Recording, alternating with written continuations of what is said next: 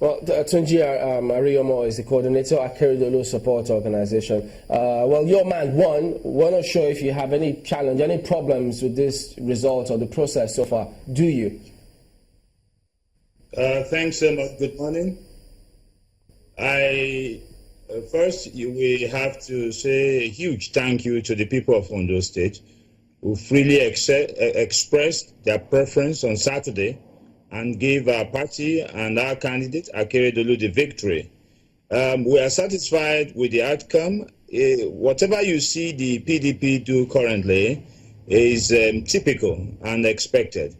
PDP, over the years, especially those who have been key operators within that party, introduced propaganda into the political environment here, wherein anything could be misrepresented. Look at the instance of the card readers, for instance. It is on record that only 10 card readers experienced fault throughout the 26th of November, 2016. 10. And we had over 3,000 polling units. That's in fact, to be precise, 3,009 polling units, with each having their card readers. So if about 9-10 card readers were faulty out of 3,009, what's the ratio? What's the percentage? And then the guy that raised the alarm, the fellow that raised the alarm, he confessed on camera that in his own polling unit, he didn't experience any card reader failure. He was only acting upon hearsay, what other people said. And incidentally, again, for the first time, INEC went a step further by ensuring that they had on standby technicians who addressed the faults instantly, and everybody was able to vote. Wow. So what PDP is coming up with, and what those people who are not, people who are not informed, who are, buying into their propaganda. Well, Mr. Ariyomo, actually, when the election started, your principal complained as well, and we had it on tape a moment ago, but at the end of the day, we didn't expect you to have so much more complaint now that the result is out.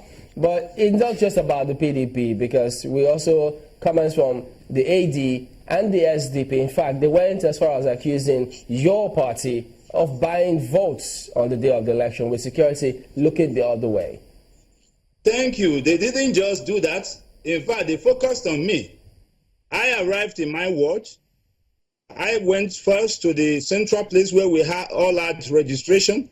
I got in there, checked my name, couldn't find it. And one of our young supporters told me that my name was at St. Thomas's Church. And I went to St. Thomas's Church on the other side of the road. And people were hailing me, Imole, Imole. If you are familiar with the local politics here, you will know that is what they call me. As people were hailing me, I was trying to greet the elderly ones, only to see a couple of PDP hardcore supporters who came out to say I was campaigning. That was, in fact, what the guy said on camera. And from I was campaigning, every other person turned it to I was sharing money. I want you to follow the sequence. It is outright lies. That was a misrepresentation of what happened that day. In fact, I have been a key advocate of cashless politics.